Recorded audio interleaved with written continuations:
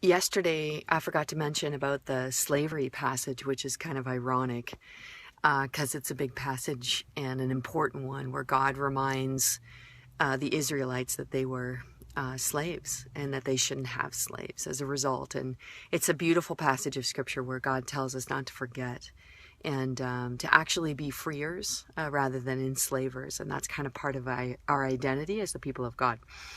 That said, today we've been reading Jeremiah 35, which starts with this passage about the Rechabites, which is one of my husband's actually favorite passages of scripture, because Jeremiah is just using these people who are abstainers from wine, which if you know anything about the Salvation Army, we also are abstainers from wine.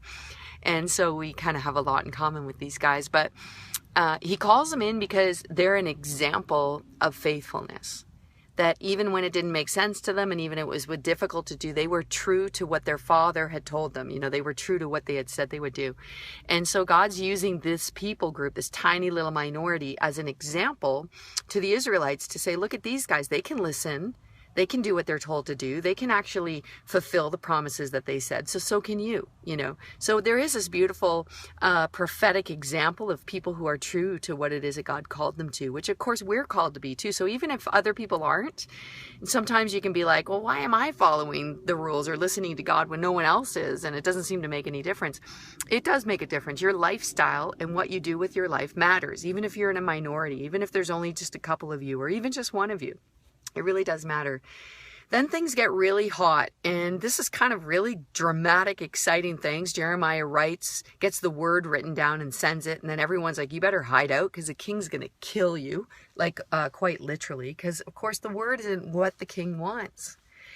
And there's this incredible passage here in Jeremiah 36 where the words delivered to the king, Jeremiah is in hiding, but these words are real. And as the king has this scroll read, he cuts off the portion that's been read and he burns it. That's how he feels about what's going on. And so I think, you know, it's such a prophetic example of how we will receive the word. And then finally, there's a conversation between the king of Judah and Jeremiah where he says, like, why are you guys treating me like this? They find Jeremiah, they imprison him, and the king lets him out, just gives him a little bit of mercy. But a prophet's job can be hard business if you're willing to tell the truth, even in scary circumstances. And that's what Jeremiah does. But also the king is in trouble, and he's going to be judged by the Lord for his response. And so will we. When you hear a word of the Lord and you don't respond to it, when you're technically cutting it off and burning it. And the response from God isn't going to be too good because that word is a possibility of life for this king. It could have changed his rule around. It could have changed his kingship. And God could have been actually honored through him, even in these circumstances. And the same is true for you.